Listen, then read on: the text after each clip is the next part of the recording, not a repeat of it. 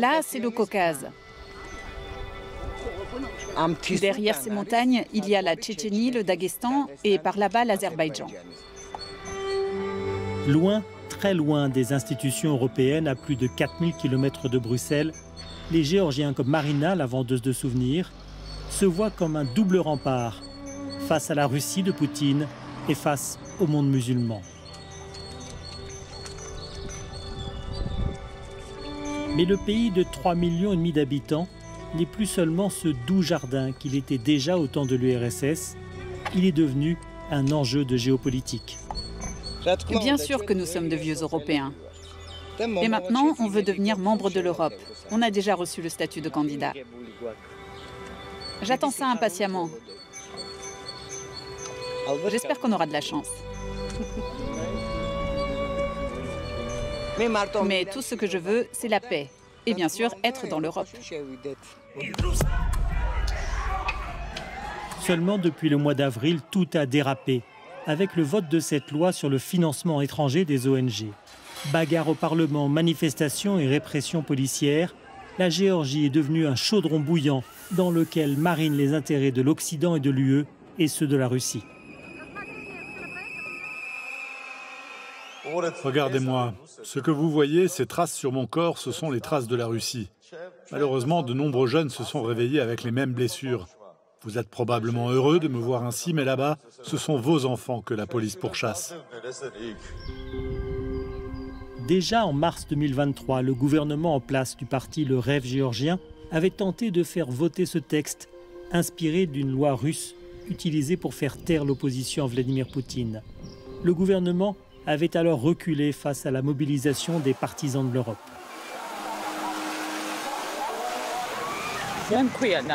Mon nom est Nana Malashkia et je suis devenue un des symboles de notre combat pour un avenir européen. Jusqu'à ce 7 mars 2023, où elle a été filmée avec un drapeau européen face à la police anti-émeute, rien ne prédestinait cette fonctionnaire de 48 ans à assumer ce rôle. Mais aujourd'hui, elle lance un message aux Européens.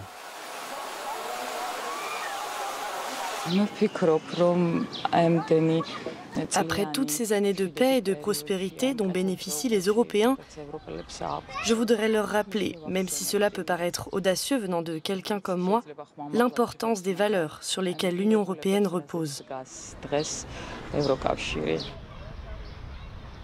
Si la question de l'appartenance à l'Union européenne est devenue cruciale, c'est que Vladimir Poutine ne lâche pas la Géorgie. Il veut que le pays revienne dans sa sphère d'influence. Présente dans les régions séparatistes d'Abkhazie et d'Ossétie, l'armée russe occupe au total 20% du pays. Alors la perspective d'adhésion à l'UE et pourquoi pas à l'OTAN est vue par les Géorgiens comme une garantie de prospérité et de sécurité. Je ne sais pas bien, mais on nous dit que l'Europe est la solution. C'est ce que tout le monde dit. C'est peut-être vrai, je ne peux pas en dire plus. Mais ce qui est sûr, c'est que quelqu'un doit s'occuper de tout ça. La question ne se pose pas. C'est évident que l'Europe est notre priorité. L'Europe a toujours été plus développée et les communistes nous ont volé 70 ans de nos vies. Alors non, la question ne se pose même pas. Les Russes sont vus comme des oppresseurs et pourtant les touristes qui admirent la vieille ville de Tbilissi sont en majorité des Russes. Ils se retrouvent face à des drapeaux européens, de l'Ukraine et parfois même celui de l'OTAN. Et ils y croisent aussi des Russes exilés qui ont fui la dictature de Poutine depuis le déclenchement de la guerre en Ukraine en 2022. Ils seraient 100 000 en Géorgie. Nous avons rendez-vous avec Ilya dans un coffee shop tenu par un Ukrainien. Ilya vient d'arriver de Saint-Pétersbourg et vit en donnant des cours d'anglais.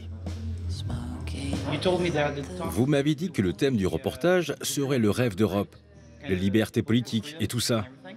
Et ce genre de business n'est pas possible en Russie. Beaucoup de Russes viennent ici à la recherche d'une certaine liberté à l'européenne. Je crois que les actes de Poutine ont en fait aidé les Géorgiens à devenir plus européens. Par comparaison et par contraste, vous savez ce que vous ne voulez pas devenir. Ces actes ont aussi aidé l'Ukraine à s'orienter sur cette voie. Cela a poussé la Finlande et la Suède vers l'OTAN. Alors je pense que oui, Poutine et sa politique aident la Géorgie à devenir encore plus européen.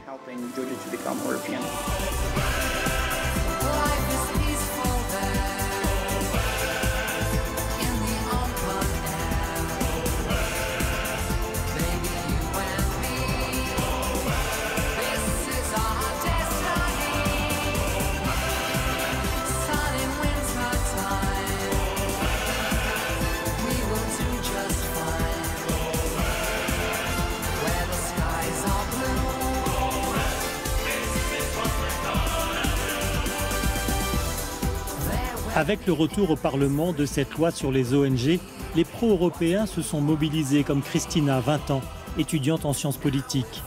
Depuis avril, elle a été de presque toutes les manifestations. C'est la jeunesse qui est à la pointe du mouvement. On est tout le temps ici, comme ça, avec notre drapeau, le drapeau européen. On marche et on manifeste comme ça.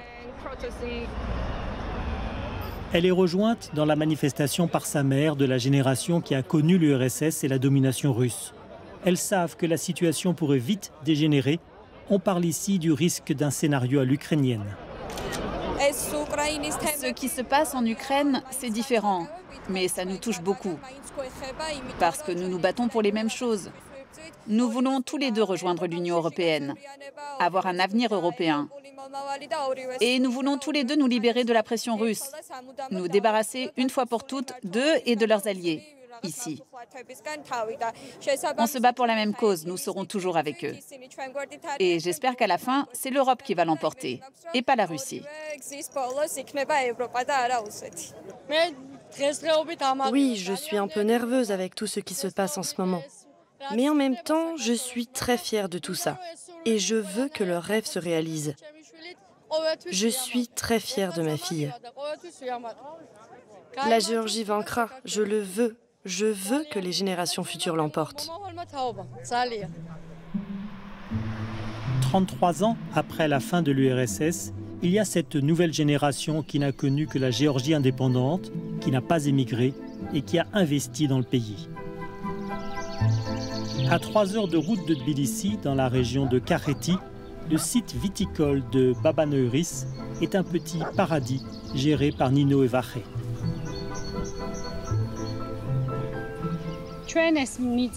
On a acheté ces terres en 2004 et nous avons tout de suite planté des vignes. Mon mari est originaire des montagnes de Tusheti et il a toujours rêvé d'avoir des parcelles ici. Parce qu'il savait que c'était une très bonne terre pour produire du vin. Les raisins sont excellents ici. Sur 11 hectares, ils produisent notamment un vin orange, au goût si particulier. Si à l'époque de l'URSS, la Géorgie vendait son vin surtout en Russie, aujourd'hui c'est vers l'Europe que le domaine exporte.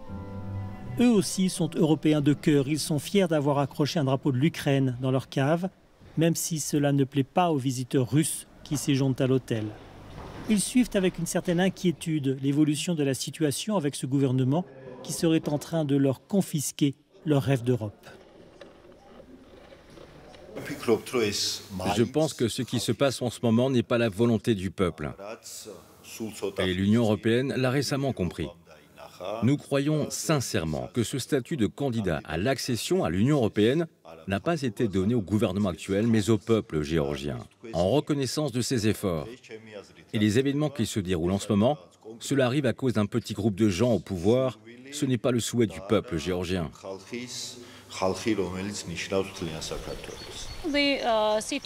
La situation est plutôt stressante en ce moment, en raison de ce sentiment d'instabilité actuelle. Je pense que ce n'est pas le bon moment pour emprunter de l'argent, d'investir plus dans l'entreprise. On ne peut pas faire tout ce que nous voulons vraiment.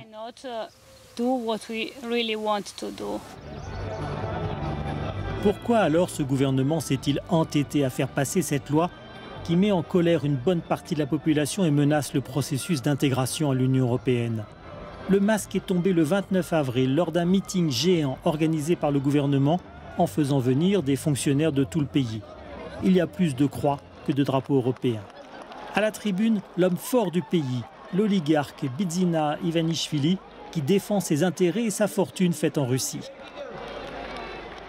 Quand des gens nommés depuis l'étranger de façon non démocratique font la loi ici, nous voyons clairement quelles sont les graves conséquences de la perte de la liberté de notre indépendance et de notre souveraineté.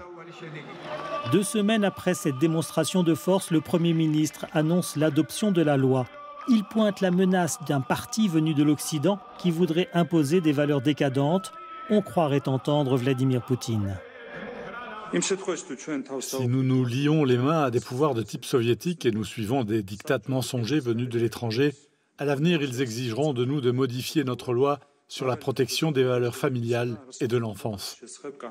Ils nous demanderont d'adopter des textes pour légaliser le mariage homosexuel dans le pays la légalisation de l'usage des narcotiques, une immigration incontrôlée et encore beaucoup de choses horribles qui se passent en ce moment dans de nombreux pays du monde.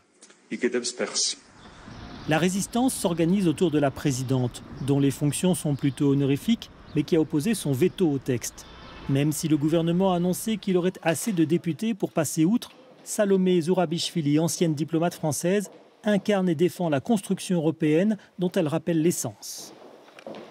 C'est toujours la seule organisation qui ait jamais existé, qui ne soit pas impériale et que les pays rejoignent de leurs propres vœux, de leurs propres décisions, volontairement parce qu'il y a cette attractivité qui est la démocratie, la liberté, la prospérité.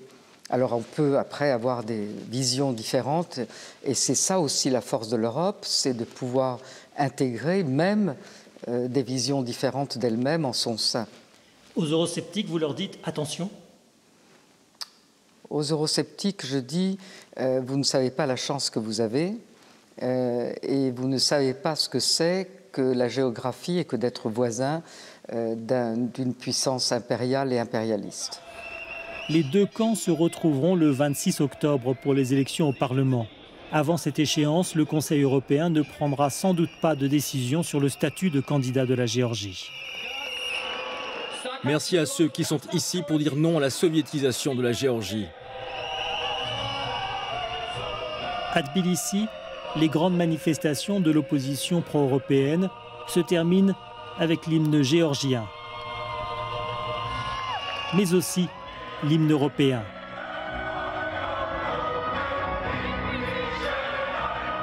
Repris avec ferveur.